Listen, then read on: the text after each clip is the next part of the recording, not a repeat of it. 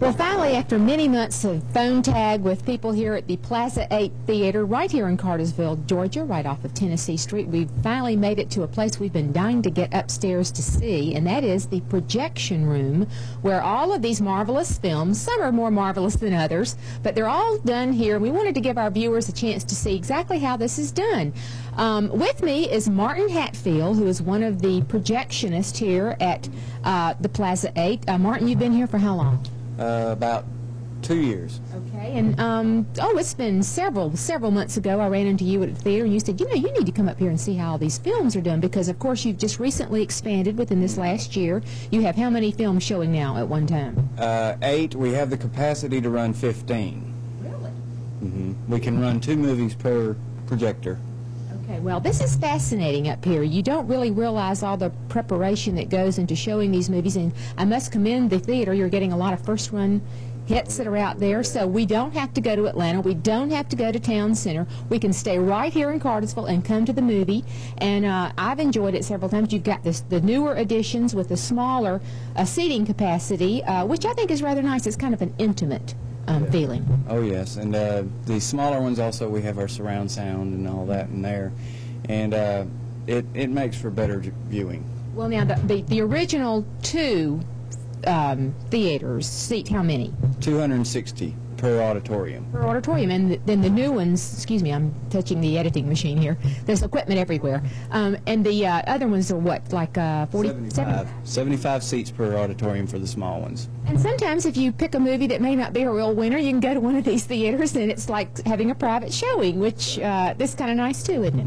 Oh yeah, when we have our big run movies, the first thing we do is we put them on side 1 or 2, and then once the box office draw has dropped on it, we'll move it down to side 3 through 8. Or if we just have a bunch of big movies, we put the more important ones here and the less important ones down through there. Well, it's rather cavernous up here. You just go into all these little hallways and things, and you see all this equipment. And now, Martin, of course, you're a hometown boy. Yes, I was raised here. Raised here. Your mama is Emily Hatfield. Yes, ma'am. And, my father is Ed Hatfield. Your father is Ed. And so, there are just lots of Hatfields in Cartersville, aren't there? Oh, yes, there's a bunch of us out here. Okay, now how in the world do you get involved in this type of an occupation, being a projectionist? Where did that come from, and what kind of training did you have to have? Well, I'm just a big movie fan myself. I would imagine that's the #1 prerequisite. Oh, yes, and I started helping out about 3 years before I actually went on payroll here, doing promotions. Mr. Miller, the manager, called me one day back when the first Batman movie came out and asked me to come over here and do some artwork for him and such. And from then on, I started helping with most of the big promotions that we did. We have to promote certain films, and so I'd come and help with those promotions. And then back in '91 or '92, he asked me to start learning how to run the equipment and everything, and then he hired me. Well, is it complicated? Is it difficult? Not really. It could be at first. Yeah. Figuring out the paths that films have to go and things like that. But it's not really that complicated. At this point, sometimes it can actually get rather monotonous. Yeah. I look forward to having a problem with one of my projectors because it breaks the monotony. Now, are you equipped to repair? To an extent. The company has our own engineers who will come down, but I've gotten to learn so much about the projectors that a lot of the times the engineer, I'll call him if I have a problem, and he will explain to me over the phone what to do, and I can take care of it from there without having to have him come all the way down from Chattanooga. Now, is the equipment pretty durable, though? Oh, yes, yes. We don't have that many problems. These projectors have been here for 10 years or more. Very few repairs most of the time. And your sound system and all of that comes from here? I mean, the speakers and everything, you adjust it and everything from up here? The sound comes directly out of the projector into there's a sound box. And it goes through there, breaks it down into the tracks if we have more than one speaker, and then it sends it right to the screen and out into the auditorium. Okay, now I had visions of when you have all of these different places to see a movie that you're busy running from one projector to the next, starting everything on time, because all of these movies sort of start on the same time. Well, don't not they? really. The times are staggered. I'll start these 2 on the hour. The next 3 start 5 minutes after. The next 3 start 10 minutes after, and the last one will start 15 minutes after. So we're really in the older section right now. That we'll give you some shots later, of course, of the newer vision of the new projectors. And of course, that's newer equipment in there too, right? Right. It's newer equipment. The sound systems are surround sound equipment. We don't have surround sound in these auditoriums. Surround sound is where you break down your tracks and say if a jet flies over you in the screen, it'll start at the front of the auditorium and go to the back. So now we know the secret. Okay, now since this new addition, the new theater, the expanded theater, should we say, has opened, what has been your biggest hit so far, would you say, in the last 11 months? In the last 11 months? Say since you've opened all the extra theater. Lion King and Forrest Gump. Well, that's not surprising. What's been your worst? Just about, I don't know, really. You know, we haven't had anything. Real surprises that turned out to be a bomb, though, that was expected to be big. Or do we run pretty much true to form as the rest of the country, you know? Yeah, we run pretty much true to form. Now, do well here. You have to be careful. Yeah, we can't bring in something like Priscilla, Queen of the Desert here, you know. Who's starring in that? Anybody we know? Terrence Stamp. Yes. It's about a group of transvestites. We wouldn't show that in Cartersville. It's hilarious. Which brings me to another question, because we were talking about this earlier. Now, you do have a code that you go by as far as age group and number. You know, if a teenage, certain kids cannot come to certain movies, right, because of their age. Right. Now, is that enforced? Yes, it is. It is definitely enforced. Parents, listen up. Parents, if your child comes to the theater for a rated R movie, you have to give us authority for that child to go see it. Particularly, we enforce it even stronger for such movies as Natural Born Killers or The Good Son or things like that are ultra-violent or very suggestive. We don't allow them at all in those. And even 17-year-olds, even though R says 17 and above can go in, 17-year-olds will still question them on it. So you have actually had to go and say, I'm sorry, you cannot sit and watch this movie. You are not the right age. Oh, yes. Oh, yes. And we have kids that will try to get in there.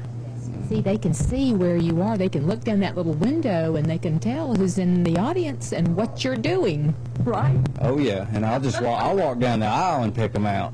And with Natural Born Killers, we caught quite a few in there. The first night we opened that we had to say, you have to leave. Okay. Well, I'm glad we've gotten that point straightened out. And if there are any questions out there, call Martin, okay? Not me. No. Now, when you get all the movies running at night at the 7, 7, 5, 7, 10, now, does it go pretty smoothly?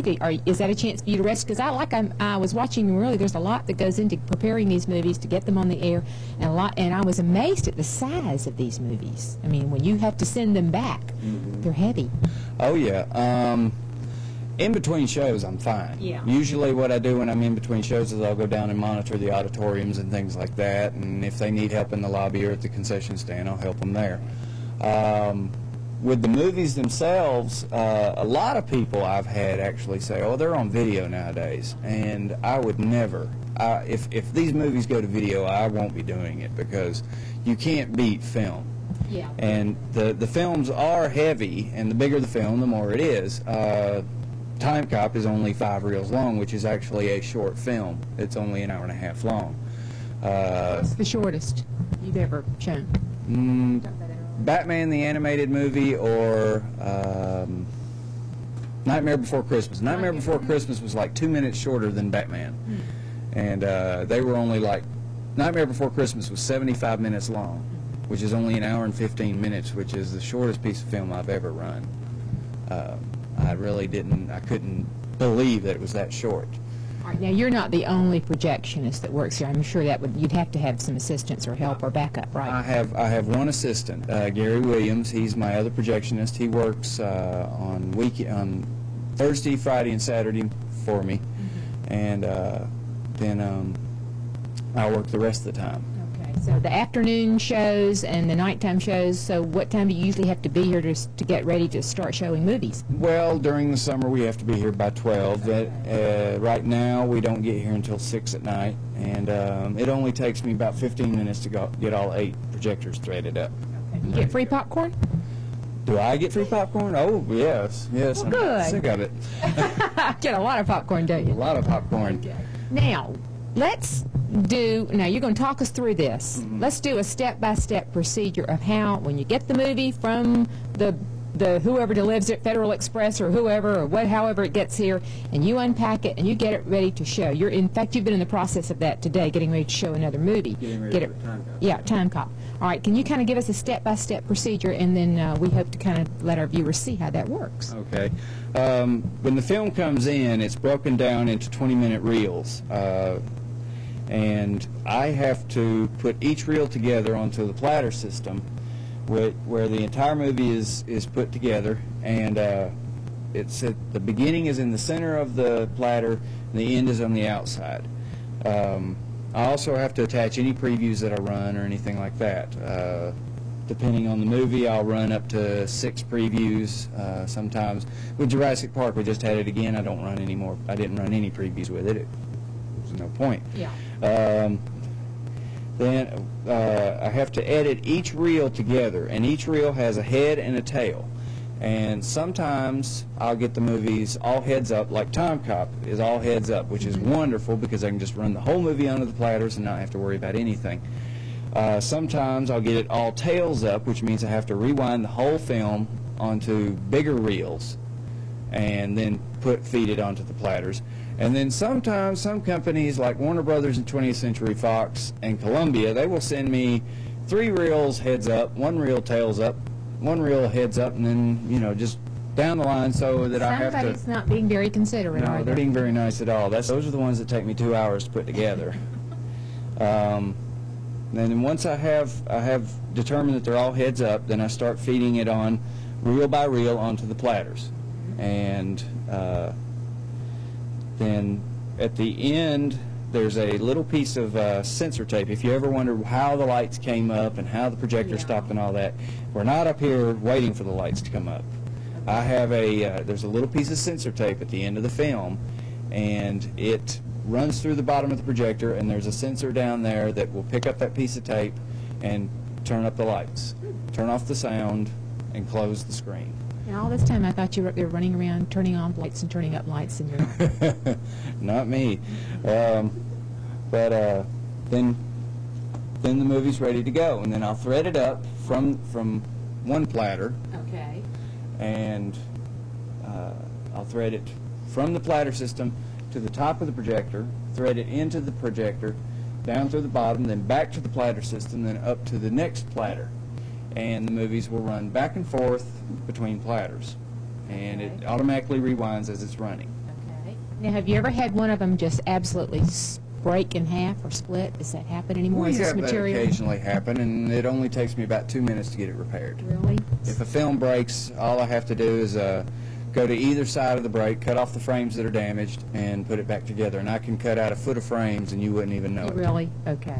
The only time that you might notice it is if somebody's talking real fast, and I cut part of that out, they might skip a syllable. And that's about it. Now, these films are delivered to all over this particular company, which is... The Carmike Cinemas owns the theater, Okay. but the films are distributed by Benton Brothers, which is a film distribution company down in Atlanta. And they're distributed for the actual film companies, Columbia, Warner Brothers, 20th Century Fox. The only people that don't send by them are Buena Vista Pictures. That's Disney, Touchstone, and Hollywood Pictures. They're all shipped to us by Airborne. Now, how do you go about in the selection process? And because like I say, you've been getting first-run movies here for a while. That was not the case, but it's gotten. If there's anything we want to see, it's usually going to be here. How does that work? Well, we personally do not determine what movies we get. It's determined. We have a booking office down at the home office of Carmike Cinemas down in Columbus, Georgia, and they make the decision based on the number of prints and the general business of each theater. Now, when we were a twin, we weren't doing a lot of business, and they would the movies that we wouldn't get a lot of prints of, we wouldn't be able to get first run because the prints have to go to the big theaters first. Now that we're in 8, we get most of the big movies when they come out, and they try and make sure that we get most of them. Okay, now, and these films are sent to other theaters all along the area, Dalton here. Right. We have Jurassic Park, which is being sent to our Dalton theater today. And some I noticed you bring back, back and Right. forth. They've been here once, and it's time for maybe another summertime movie of Jurassic Park. Well, that's the company that actually made the film's decision. They, if you'll remember, back in '77, Star Wars came out about 12 times. Yeah. It was released 12 times or something like that. And the reason is that they know people will come back and see it. We had people for Jurassic Park this time. The second time it came out, right at the beginning of the summer, it was number 3 in our box office grosses for a whole month. And it had already been out for a year. Well, now I know it's with certain movies and their popularity. If you're just getting great crowds every night, or you know that this is a popular movie and the people are coming, you keep it here longer. What usually is the length of time? A week? No, about a month. Oh, really? We're usually scheduled to hold a movie about a month. A lot of the times during the summer, they're contracted. If you'll pay attention, sometimes during the summer to the movies that we get, a lot of them are in sequence from a certain company.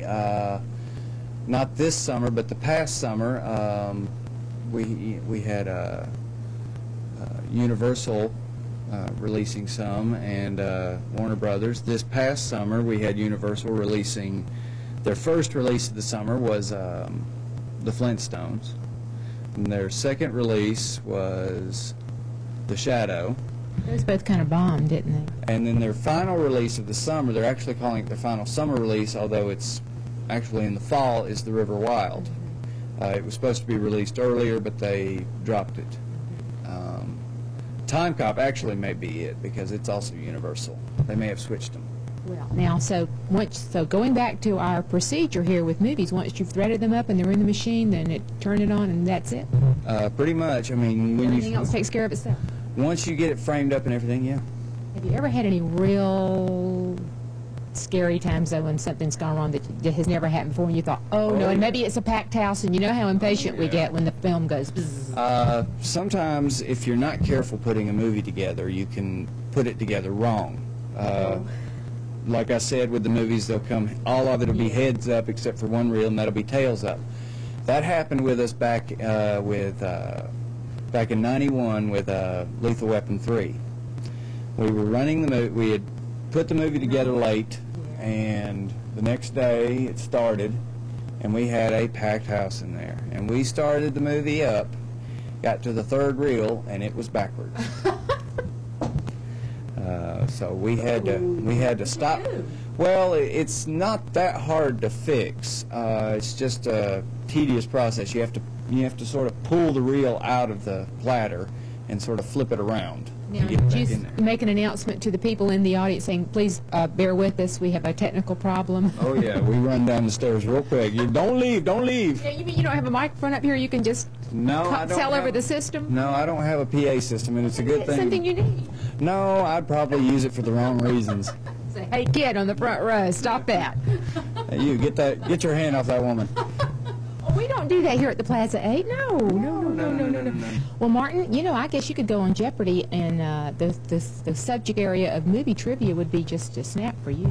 Well, I like to think so. My friend, the Chalamet, she and I both are very big movie buffs, and we played against her family one night. She has a movie trivia game, and she and I won against her whole family, so we knew we had it. Well, now, the next time I wake up in the middle of the night and I cannot remember whoever starred in whatever that movie was, and I can call you. Don't call me at the middle of the night, no.